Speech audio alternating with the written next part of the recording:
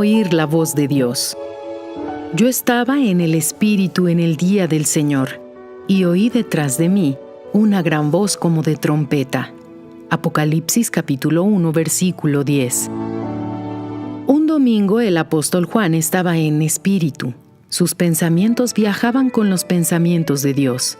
Meditaba en las palabras de Jesús y en los hechos relacionados a Él, sus enseñanzas, sus promesas, su gloria.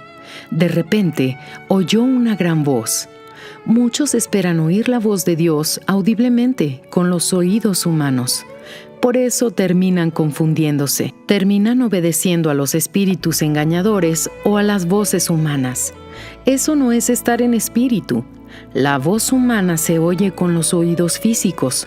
La voz divina es espiritual y se oye con los oídos espirituales. Del Espíritu de Dios al espíritu humano.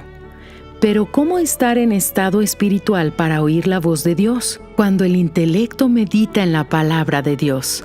A pesar de ser alta como de trompeta, solamente Juan oyó esa gran voz, pues solo era audible para los que estaban en espíritu.